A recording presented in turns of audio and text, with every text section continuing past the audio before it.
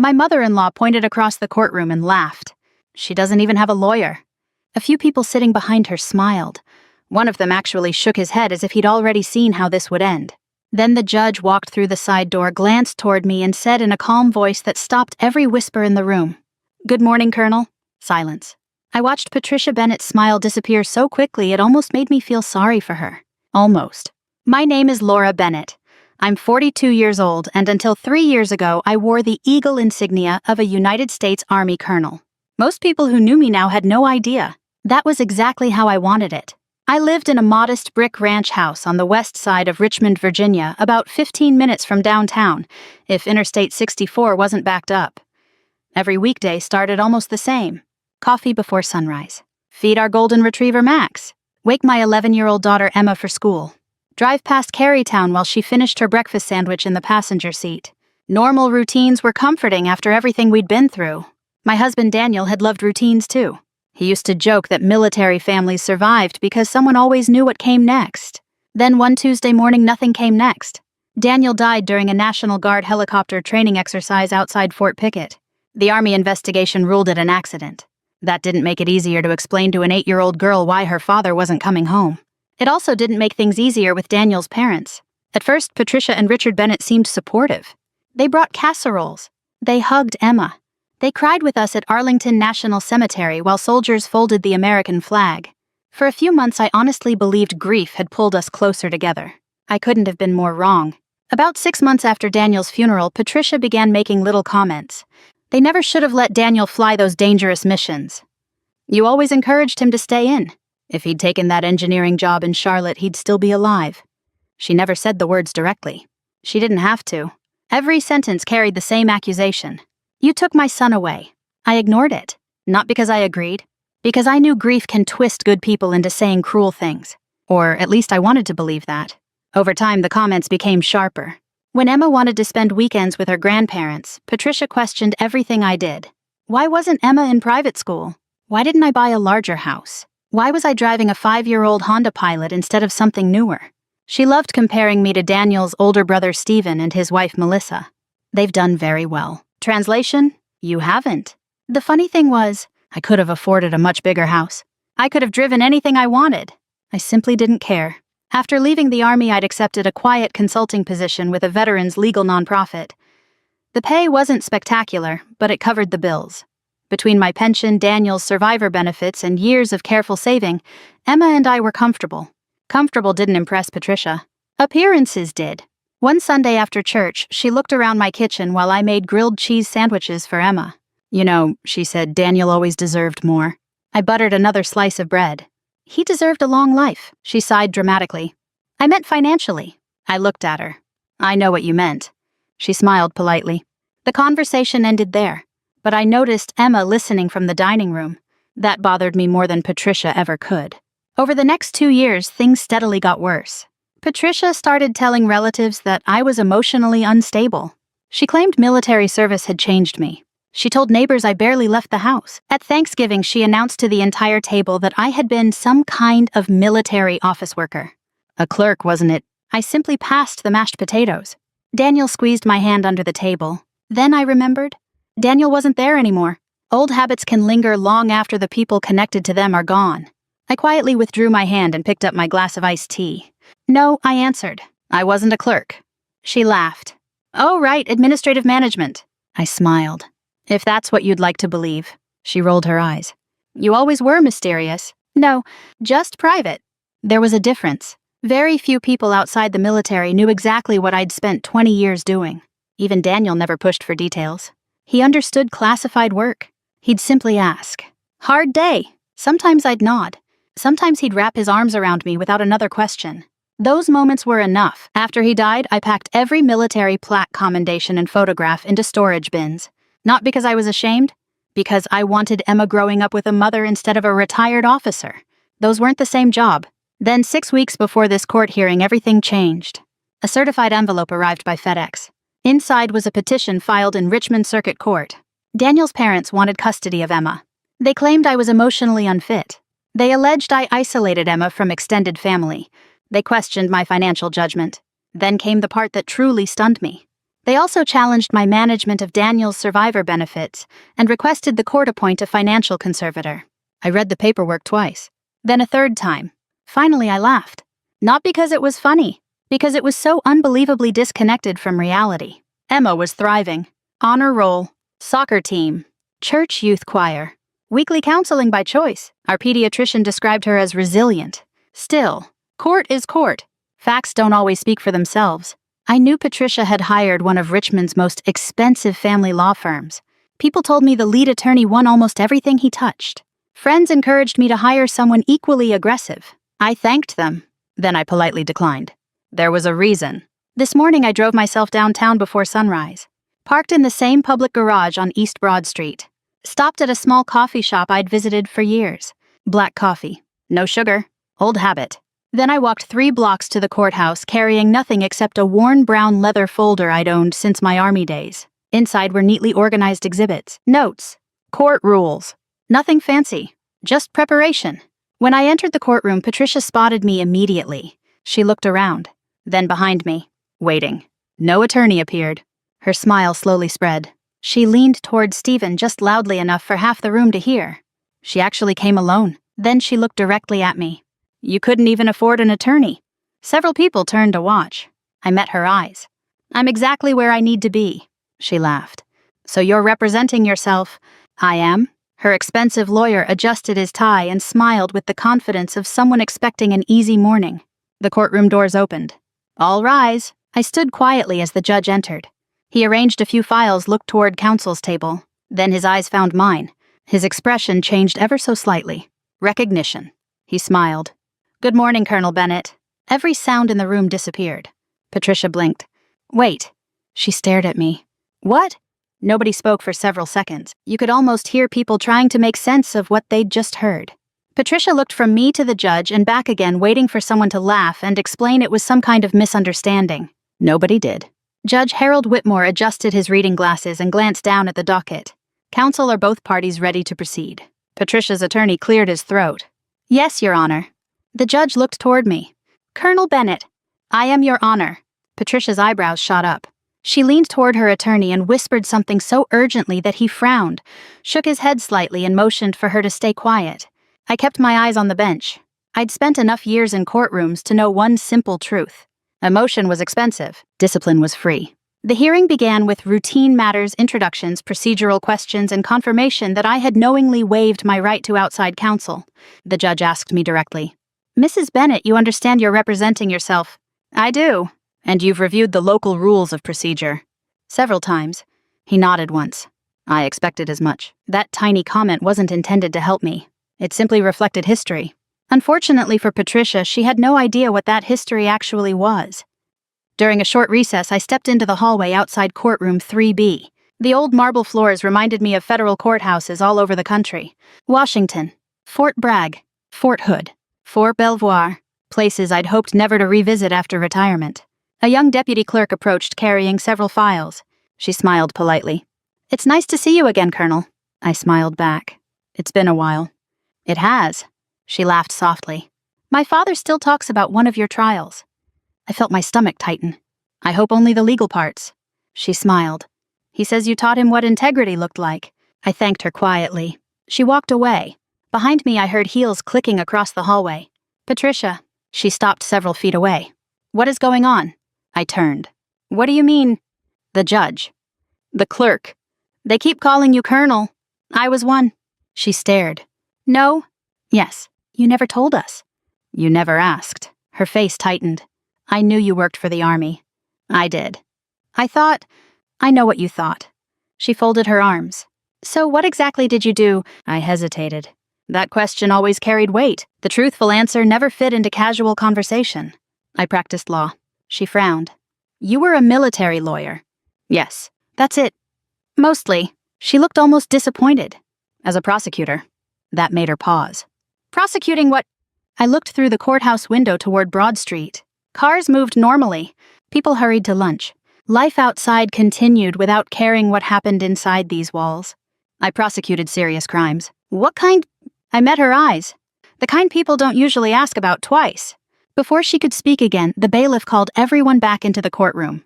That conversation ended there, at least for the moment. As I sat waiting for proceedings to resume, memories I'd spent years locking away quietly returned. I was 24 when I entered the Army Judge Advocate General's Corps. It was only a few years after September 11th. Like so many Americans, I wanted my career to matter. Law school had given me a profession. The Army gave it purpose. I started handling straightforward military justice cases, unauthorized absences, theft, fraud, drug offenses. Nothing extraordinary. But over the years, assignments changed. The military noticed who stayed calm under pressure, who prepared thoroughly, who could question witnesses without turning every hearing into a performance. Eventually, I received orders that changed my career forever. The Office of Special Investigations, later Joint Task Forces, international cases, war crimes, detainee abuse, civilian contractor corruption, cases involving officers whose names regularly appeared in newspapers. Most Americans never heard about 90% of those investigations. That was intentional. Justice often happened quietly. Some trials lasted months. Others stretched over years. I interviewed survivors through translators, studied satellite photographs, read thousands of pages of reports, sat across from people who had ordered terrible things while insisting they'd done nothing wrong. Those experiences changed me. Not in dramatic Hollywood ways. They simply made ordinary life feel precious. Grocery shopping, school concerts, cutting the grass on Saturday morning. Those things became gifts. Daniel understood that better than anyone. We met at Fort Lee during a legal briefing. He was a helicopter pilot with the Virginia National Guard. He asked me out for coffee. I said no, twice. The third time he smiled and said, "I'll keep asking until the answer changes." I laughed. It did. We married 18 months later. He never pushed me to discuss work. Sometimes I'd come home exhausted after reviewing evidence all day. He'd hand me a glass of iced tea and ask, "Want silence or conversation?" Usually, silence. He respected that. When Emma was born, everything shifted. The Army remained my career. She became my reason. As I advanced through the ranks, promotions brought larger responsibilities. Eventually, I pinned on Colonel. It was one of the proudest moments of my life. Daniel stood beside me in dress uniform. Emma, only 6 years old, saluted me with complete seriousness before bursting into giggles. That photograph stayed on my bedroom dresser until the day Daniel died. After his funeral, I packed it away. Not because I stopped loving those memories, because every time I looked at them, I remembered what we'd lost. Retirement wasn't really retirement. It was escape. I accepted consulting work with a nonprofit helping veterans navigate legal issues, benefits, appeals, housing disputes, employment rights.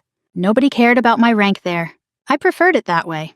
When people asked what I'd done before, I'd simply say, I practiced military law. Technically true. Comfortably incomplete. Back inside the courtroom, Patricia's attorney began presenting his opening argument. He described me as isolated, secretive, emotionally distant. He emphasized my military background as though it somehow explained every accusation. I listened without reacting. Then he said something that genuinely surprised me. Mrs. Bennett has struggled to maintain healthy relationships because of experiences she refuses to discuss. Interesting. He was trying to turn my privacy into evidence. That wasn't unexpected. What surprised me was realizing Patricia had probably believed every word. She'd mistaken silence for instability. Maybe because she'd never encountered someone who simply didn't feel the need to explain themselves. The judge turned toward me. "Mrs. Bennett," I stood. "My response will come through evidence rather than speeches, Your Honor." He nodded. "Very well." As I sat back down, the courtroom clerk approached with a stack of exhibits. She placed them carefully on my table. Then, without thinking, she smiled. "Everything's organized exactly the way you always liked it, Colonel." The word echoed louder this time. "Colonel." Patricia slowly turned toward me. For the first time since this hearing began, I saw uncertainty replace confidence, not fear. Not yet. But the certainty she'd carried into this courtroom was beginning to crack, and she still had no idea how much she didn't know. By the time the lunch recess ended, the atmosphere inside courtroom 3B had changed. When I'd walked in that morning, most people had looked at me with polite curiosity. Now they kept stealing glances. Not because I had suddenly become important. Because people hate unanswered questions. Who was I? Why did the judge know me? Why had the courtroom staff called me Colonel as naturally as saying Mrs. Bennett? Patricia was wondering the same thing. I could see it every time she looked across the room. Her confidence hadn't disappeared. It had become cautious. And cautious people make mistakes. Judge Whitmore returned to the bench promptly at 1 o'clock. "Let's continue." Patricia's attorney, Charles Donovan, stood. He had an excellent reputation throughout Central Virginia. I'd read enough of his filings over the previous month to know he prepared thoroughly. He wasn't arrogant. That made him far more dangerous. He called Patricia as his first witness. She walked confidently to the stand, Bible in hand, took the oath, and settled into the witness chair. Mr. Donovan smiled warmly. Mrs. Bennet, why are you asking this court for custody of your granddaughter? Patricia looked toward Emma for just a second before turning back. Because I love her. No objection. Love wasn't in dispute. And why do you believe Laura Bennet is unable to provide the stability Emma needs? Patricia sighed. Ever since my son's death, she's become withdrawn. She dabbed at her eyes with a tissue. She isolates Emma. Can you explain? She rarely brings Emma to family gatherings anymore. I wrote one note. Rarely. Not never. Words matter, Patricia continued. She keeps secrets. Mr. Donovan nodded sympathetically. What kind of secrets? I honestly don't know. A few people chuckled softly. Even Patricia seemed to realize how odd that sounded. She hurried to explain. I mean, she never tells anyone anything. What do you mean? I don't know where she goes. I don't know who she talks to. I don't know what she really did in the army. She looked toward me. For years, I believed she was an administrative officer. Another pause. Apparently, I was wrong, Mr. Donovan continued carefully. Did Laura ever intentionally mislead your family? I believe she did. How? By pretending to be ordinary. The sentence hung awkwardly in the air. Judge Whitmore looked over his glasses. Mr. Donovan wisely changed direction. Has Emma ever expressed fear around her mother? No. That answer surprised me, because it was honest. Has Laura ever struck Emma? No. Neglected her? No. Failed to provide food, housing, education, or medical care? No. I noticed several jurors, then caught myself. No jury. Family court habits die hard. Instead, I watched the spectators. Several exchanged puzzled looks. Mr. Donovan quickly shifted again. So your concern isn't abuse? No. Then what is it? Patricia answered quietly. She isn't emotionally available. There it was. The real accusation. Not something measurable. A feeling. Mr. Donovan finished his direct examination. Your witness. He sat down. The courtroom became very still. Cross-examination. My turn. I walked toward the witness stand carrying only a yellow legal pad. No dramatic pause. No performance. Just another conversation. I stopped several feet from Patricia. Good afternoon. She looked uncomfortable. Hello. I only have a few questions. She nodded. You testified we've grown distant. Yes. How many times have you asked to visit Emma during the past 12 months? She frowned. I don't remember. I do. I opened my notebook. 23. She looked surprised. You declined 17 invitations. Mr. Donovan stood. Objection, counsel is testifying. Without looking away from Patricia, I answered calmly. I'll gladly provide the supporting emails. Judge Whitmore nodded. Overruled. I handed copies to the bailiff. Patricia stared at the papers. You were invited for Thanksgiving. Silence. For Emma's school concert? Silence. For her birthday? Silence. Correct. Yes. You chose not to attend. I was busy. You were on a cruise. She looked down. Yes. No further explanation needed. A few quiet laughs came from the gallery. Not mocking, just human, I continued. You also testified that I isolate Emma. Yes. Does Emma participate in soccer? Yes. Church youth choir? Yes. Summer science camp? Yes. Sleepovers? Yes. So she's socially active? Yes. Honor roll student? Yes. Receives regular counseling after losing her father? Yes. Counseling that you personally recommended? Patricia hesitated. Yes. I smiled gently. Thank you. She shifted nervously. The confidence she'd shown earlier was fading. I wasn't trying to embarrass her. I simply wanted facts to replace assumptions. Then I asked the question I'd been saving. Mrs. Bennet. Yes. When Daniel was alive? Yes. How many times did you ask him what I actually did in the army? She blinked. One time. Silence. 5. Nothing. Ever. Finally. No. You assumed. I suppose. You never asked me either. No. So if you misunderstood my career, I let the sentence finish itself. That wasn't because I lied. She swallowed. No. Thank you. I returned to counsel table. No dramatic flourish. No raised voice. Just truth. Mr. Donovan stood for redirect examination but paused. He looked down at his notes, then back at me. For the first time all day, he seemed uncertain. He asked Patricia only 3 brief questions before excusing her. That was unusual. Very unusual. The next witness was a neighbor named Carol Simmons. She'd lived across the street from Emma